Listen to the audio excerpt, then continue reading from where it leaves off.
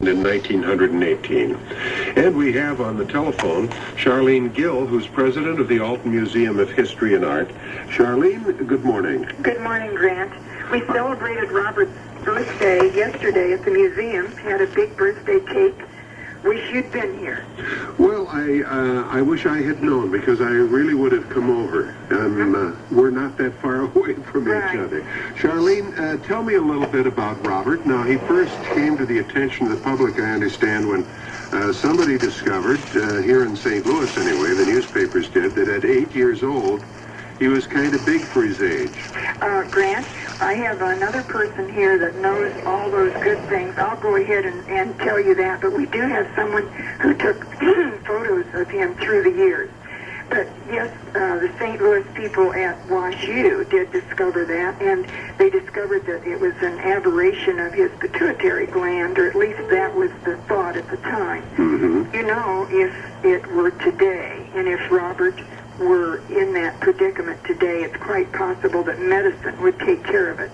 So it's probably true that Robert Wadlow will always be the biggest, the tallest recorded man, because today, of course, parents would not allow that to go on if there were medication for it. Charlene, tell me, what does the Alton Museum of History and Art feature as far as Robert Wadlow is concerned?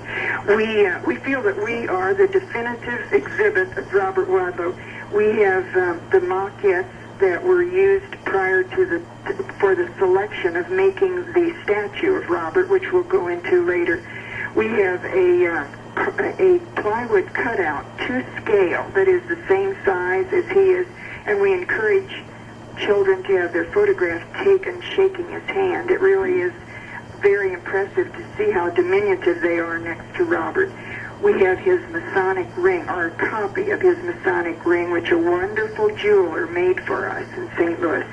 We have his shoes that he had age 11, and they have holes in the bottom, and they're so creased and worn, and it kind of makes your heart ache to think of what a problem it must have been for Mr. Wadlow to get money together for that very large boy and have special shoes made. Oh, yeah. We have his cap and gown. The gown has 14 yards of material in it, and it's quite a sight to see.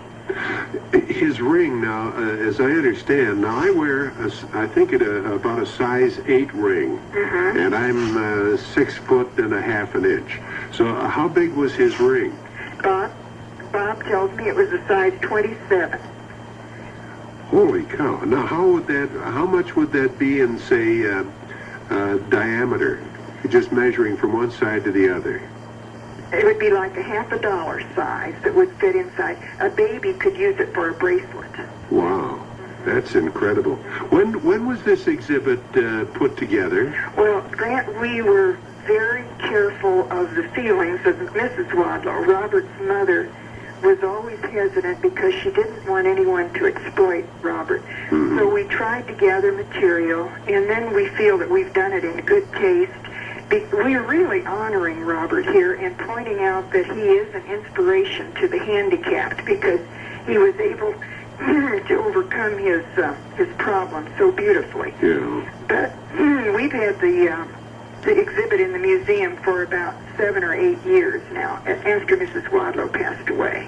Just where is the museum located in Alton, Charlene? It's on Broadway. It's across from Union Electric, next door to the Alton Telegraph. The address is 121 East Broadway. Oh, right there. We're very close to the river. In fact, there's a wonderful view of the river from our windows. Oh, for crying out loud. Now, I've driven by there 100 times, and I didn't realize that the museum was there. Yes, we have 2 lovely old townhouses that we have revamped, and it makes a great museum. Well, that's terrific. Charlene, may I introduce you to Bob Grau? Well, before you do that, tell me what hours the museum is open. I'm so glad you asked that. We're open from 1 to 4 p.m., Thursday through Sunday, and we are free. Our charter, our board members want to keep us a free museum as long as we possibly can be. We are not tax supported, so it's just donations and wonderful memberships and volunteers that make us happen. Oh, that's terrific. 1 to 4, Thursday through Sunday, and anybody can come over and they're welcome to visit the museum. Indeed they are. Okay, now you have Robert... Graul. G-R-A-U-L. Graul. And he's the fellow that photographed Robert Wadlow, and he's there. Yes, he is, and I'm going to turn the phone over to him now. All right, thank you, Charlene. Thank you. Good morning. Morning, Bob. How are you? That's great. You photographed Robert Wadlow quite a bit, I understand. My first contact with him was in 1936 when he was graduating from high school. Uh-huh. The first shot I took of him was at a party at the YWCA for the seniors. I was really surprised to see this tall fellow in the background. Naturally, he stays in the background most of the time because he doesn't interfere with anyone else's view. Now, that's interesting. Are you an Alton native? Yes, I was born here, and Robert was born here, but we never crossed paths until 1936. Were you aware of him Not at prior all. to... Were you aware of Robert prior to 36? Not at all. For goodness sake. So he actually did enjoy a certain amount of anonymity locally. Except among the school kids who all knew him and the Upper Alton residents and merchants. Well, now, how tall was Robert when he graduated from high school? I don't have the exact figures in front of me, but he grew probably 8 or 10 inches after that high school. So he was pretty close to 8 feet then? Yes, he was. Wow. He was at least 8 feet at that time. He grew another 11 inches. In having taken pictures of him, you must have had an opportunity to talk to him from time to time. Oh, yes, we had to pose him, greet him and farewell and all that. He was always very agreeable to any pose we wanted. What kind of a person was he? Was he a gentle person, or was he normal in his relationships with people, or was he rather self-effacing and shy, or just what kind of a man was he? He was very fun-loving. Among the school kids, they remember the tricks that he used to play. Of course, it was not the thing to do to drop your gum wrappers and candy wrappers on the floor, so he'd put them up on the lintel over the doorway. He'd take kids' caps and put them on the chandeliers if they were handy. So he was kind of a practical joke? Boyish tricks like that, surely. Yeah. I wonder if he must have attracted a lot of attention any time that he was out and about. That's for sure. When he and his father traveled with the shoe company representatives, they always announced ahead of time that the appearance would be in a small town, and at a certain hour, of course, people would flock in from the countryside to see this tallest man. Yeah. We have a number of pictures here showing crowds around the shoe stores with Robert performing in front. I do have a lot of photographs that I've taken over the years, as well as my partners in the photographic business at the Telegraph. I'll be darned. Well, Robert, I thank you very much for joining us today and giving us a little bit of an insight into Robert Wadlow, and I thank Charlene Gill, too, who's president of the Alton Museum of History and Art. And what are you doing today? Are you retired? Yes, I am from the Telegraph. Yeah. I do a lot of work for them, freelancing. Well, Robert, thanks again for being with us today and giving us an opportunity to know you a little bit. And so when we look at the pictures of Robert Wadlow, when we come over to the museum, we'll at least know the voice of the fellow that took them. Okay. Thank you. Anytime. Thanks to the both of you again. Very good. Bye-bye. Bye. We'll continue talking and visiting with people that knew Robert Wadlow. We'll talk to a lady whose brother used to walk to school with Bob. I don't know why I call him Bob. He just sounds like a friendly kind of a guy, I guess. At 29 minutes until 11 o'clock, I'm Grant Horton. And our next guest is Betty Pannell, formerly Betty Barker of Alton. Morning, Betty. Good morning. Your brother used to walk to school with Robert Wadlow, I understand. Well, yes, the reason I remember that is I was approximately 10, 11, and 12 with the horseman in grade school, and Robert would cross up to College Avenue to go down to Alton High. And he and my brother were the same age, except, well, for 2 days apart. Uh-huh. And as I walked to school, I would look ahead and see my brother walking with Robert. And one day I remember laughing because he had his hand on top of my brother's head, and they were just walking along and talking and having a good time. Now, your brother was normal size. Well, he was a well-built young man, so he wasn't on the small size. Yeah. And Robert just towered over him. Yes, he did. What? In fact, at the time that he became a Boy Scout, I think he was approximately 11, he was already 7 feet 4 inches, and he was only 13. Oh, my. And so he's the largest Boy Scout, I believe, that would be on record. Yeah. And, of course, when he was born, he was normal weight, as I understood. Well, now, did Robert at that age in school have an opportunity to play games with the kids, or was his size, did that inhibit him from getting into the games? Actually, the only thing that I knew that he was able to accomplish with others was the swimming, and that was done at the Y. Mm-hmm. But he collected stamps, and he was a photography nut, I understood. Yeah. And matchbook covers. But as far as being physical, other than that, I wouldn't say that he had the ability to do that. He was a perfectly proportioned person, as I understand it. And one person said that his hands were really artistically beautiful.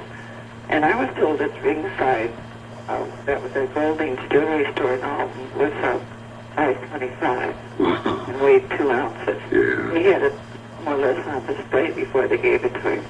Isn't And that something? I know that when I watched him in high school, for some reason we went, I think it was a graduation exercise, that his feet were so large that he went up the steps sideways.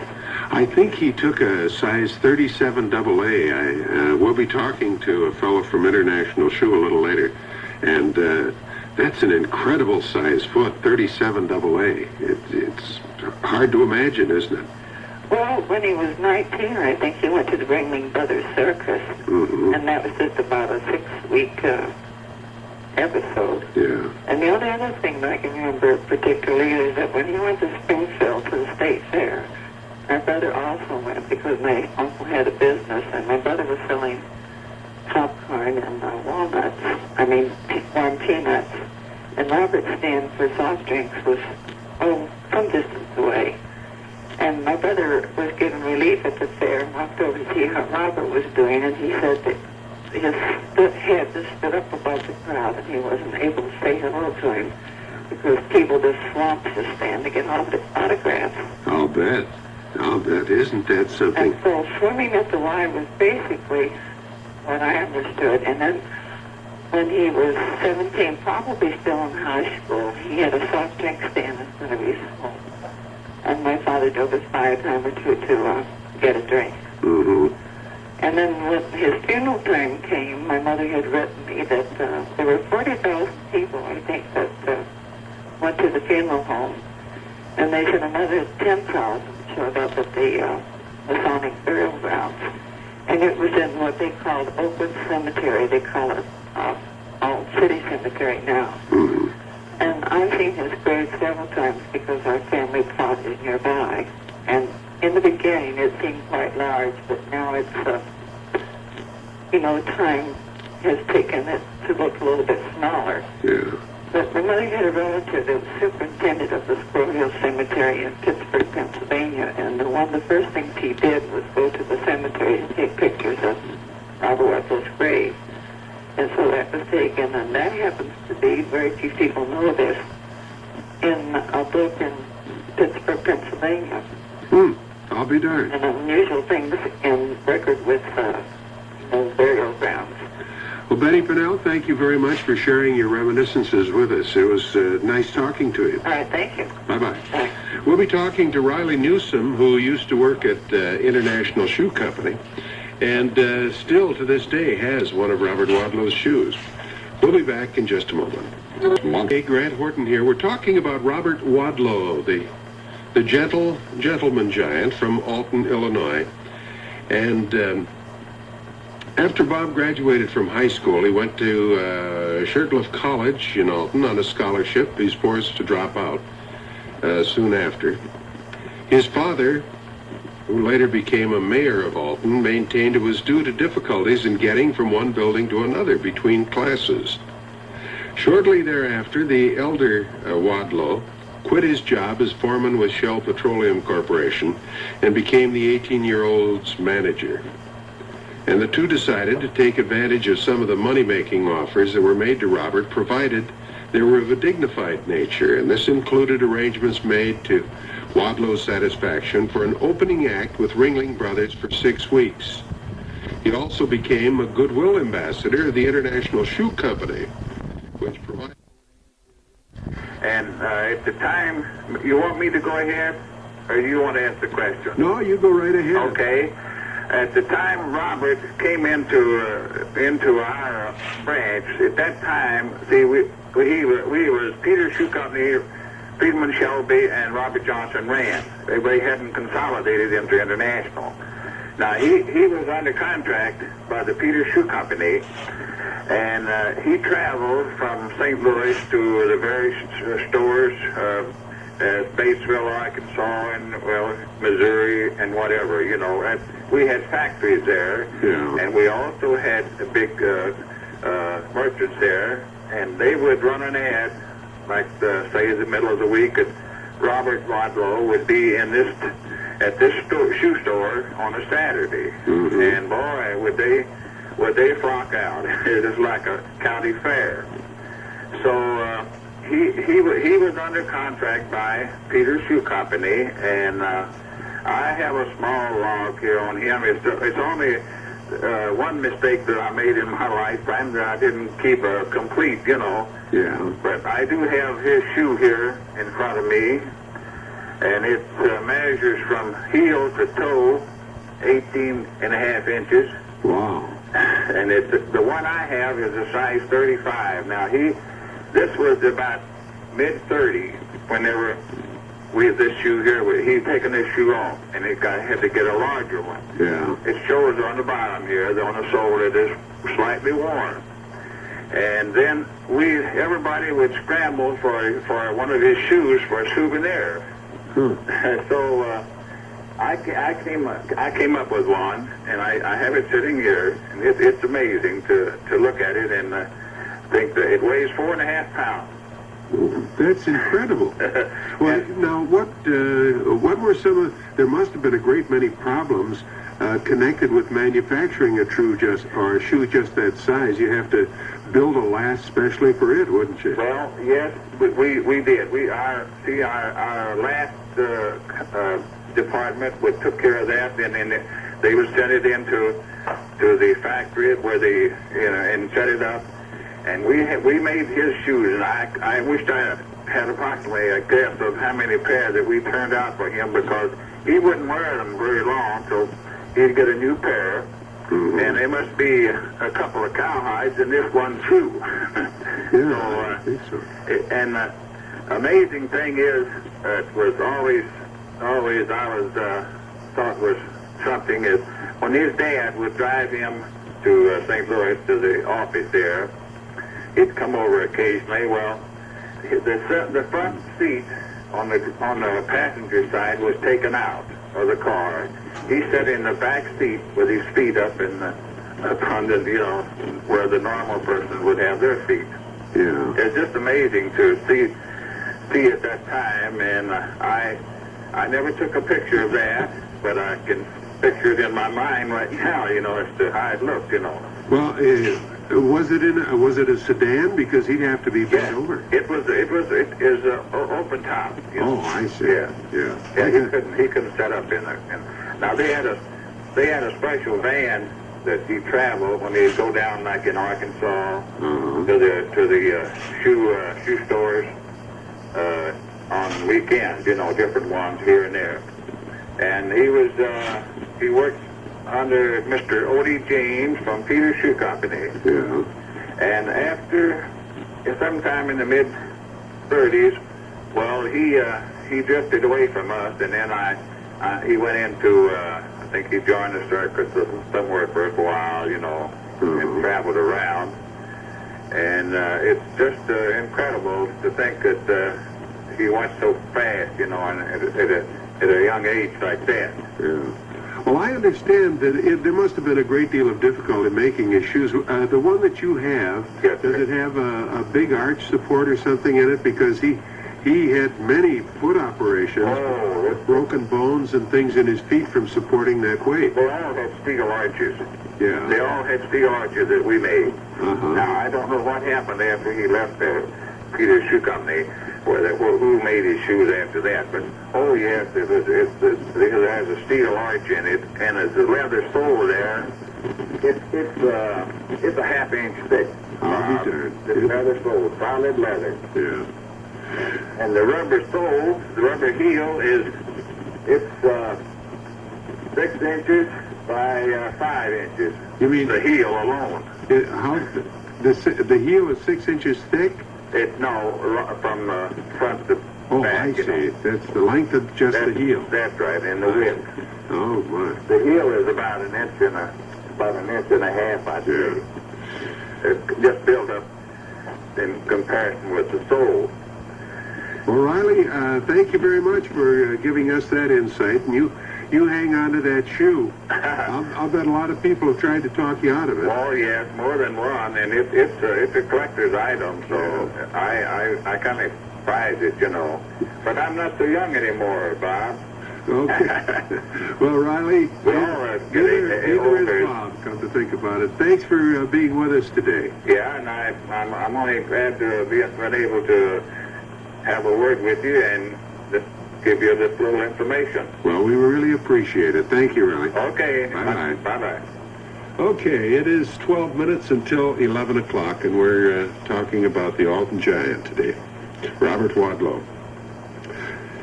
We'll get back to that in just a moment. I am just delighted to see the phone. Grant Horton here at KMOX. We have Henry Leinhardt on the telephone, who's a schoolmate of Bob Wadlow's. Hi, Henry. Good morning, Grant. How are you? Oh, very well, thank you. What are some of your reminiscences of Robert Wadlow? Well, I can always lay claim to the fact that I was the second tallest guy in my graduating class. How tall were you, Henry? Well, if you ever see that photo, and I'm sure you'll come to the museum and see it, that Bob Grau took, he spoke of a bit ago, you'll find a little bump in the back row, and I'm that guy with the bump. Now, at 6'4", I was the next to tallest. Yeah. To a guy who was 8'4". Oh, he was 8'4" standing alongside. 2 feet is 2 feet at that time taller than I was. that's a heck of a distance, isn't it? And he didn't stop growing until his death, I guess, of course, and he gained height up to 8'11.1". Yeah. Yeah, that's incredible to think of a man that size. And yet, as our first guest today, Charlene Gill, pointed out, probably with medicine today, that'll never happen again. That's true. We've heard through research of this thing that the little gland that caused his problem is the same one that causes dwarfism and whatever. Yeah. And those type of things can be drug controlled now. Isn't that something? When the two of you were in high school, and we heard he was a little bit of a prankster, what do you remember most about it? Well, in going down the hall of the school, Bob was a fellow who took up quite a bit of space.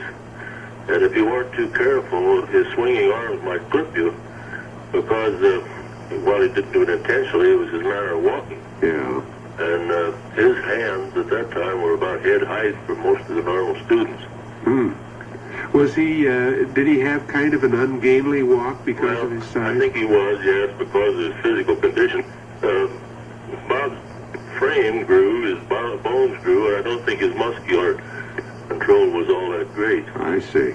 Well, what kind of accommodations did they have to make for him in school as far as desks and seating was concerned? Well, strangely, not as much as it should have been done, I guess. They had, in grade school, they had done put some blocks under some of the seats in order to raise them up. In high school, we had a sort of a cutaway seat where you could slide into the seat. Yeah. And while I was never in a class with him, I couldn't actually tell you what seat was assigned to him. I imagine he had to roll up and fall into one of those seats as best he could. Yeah. A nice fellow. Yeah, very congenial guy. He had no peculiarities, and he was a fun-loving character. Yeah. Henry, thank you very much. It was nice talking to you. We appreciate you taking time to visit with us today. Well, we'd like to have you people that hear this program come over and see the museum and go up in Upper Alton here and check on our statue. A couple of years ago in October, we were able to dedicate a statue to Robert, which is a full life-size image of him. Whereabouts in Upper Alton is it? It's on the campus of Southern Illinois University's dental school. Oh, yeah. That was originally Shirtlift College, as you remember. Uh-huh. And Bob went there for a period of 1 year, part of 1 year. And the site is very, very becoming to the statue. We had a lot of cooperation in getting that statue built there in that place by the college. And the community fell into the thing, and it's really a wonderful statue. Well, that's great, Henry. We'll look forward to seeing it, and thank you very much for being with us. You're sure welcome. Bye-bye. Let's talk to Max Gorman. Max Gorman's a former delivery truck driver who used to give Bob Wadlow rides to Alton, and he got to know him pretty well. Max? Yes, how are you, Bob? How are you? Everybody calls me Bob, but I think because we're talking about yeah, Bob. we're talking about Bob, so it's perfectly natural. Grant, I apologize. Don't apologize. As a matter of fact, my son-in-law and my grandson's name is Bob, and I was thinking of changing it anyway. Max, tell us a little bit about Robert Wadlow. Well, he was a wonderful kid. He was just a marvelous kid. He would wait for me in Wood River, and I would drive him up to Alton. And on the way up there, we would talk about the news and tell jokes and talk about sports. And many times I asked him, how many people a day do you shake hands with? And he never answered, but he always said, I don't like shaking hands. I'm afraid I will hurt someone. For goodness sakes. And he was just the nicest kid in the world. The only time he ever said anything bad about anybody was the time we talked about Bruno Hauptmann, who was the oh, yeah. murderer of the Lindbergh baby. Uh-huh. And he says, that man is sick, that man is sick, that man is sick. But that showed how much he loved people. He loved people. But when he would get in my truck at that time, there was no seat on his side, and he would sit way back. Yeah. And he would be about 3 feet behind me, but his feet would be right up against the floorboard. Isn't it? And he was the sweetest kid. He was, you just had to love him. I had seen pictures of him in an automobile, and it was so uncomfortable because he'd have to bend over, so much bending over that he could not even look out of the automobile. He was that much bent over in the automobile. Well, having talked to him as much as you did, Max, did he seem to accept his unusual size, or... We joked about it. Yeah. We joked about it. And he was always joking. He was joking. He was a good kid. He had a sense of humor that was the greatest in the world. Yeah. Because it had to be a tough thing for him to handle. I don't know that it was. I think he got a big kick out of it. Really? Yes. It's a shame that he passed away so early in life. Yeah. But then who knows what kind of infirmities he might have had later because of his size. Right, right. I often thought that he could never play basketball as tall as he was because he couldn't hold up. His legs couldn't hold him.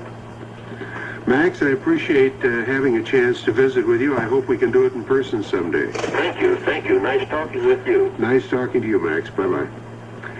So there you are, just a little bit of a look at the life of Robert Wadlow. We could probably spend another hour.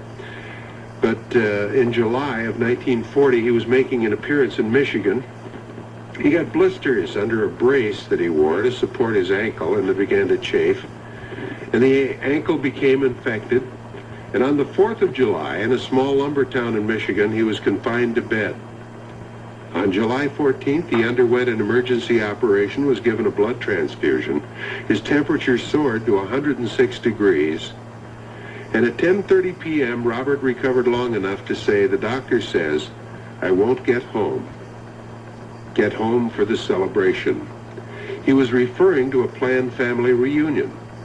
Robert then went to sleep, and at 1:30 in the morning, he died quietly. His body was returned to Alton to a funeral parlor, and as you heard earlier, 40,000 people filed quietly past his bier. On July 19th, he was buried with 10,000 attending the services and the Masonic burial later that day at Oakwood Cemetery. It's now Upper Alton Cemetery. Robert Wadlow, young man, and obviously one that many people remember for things other than just his size.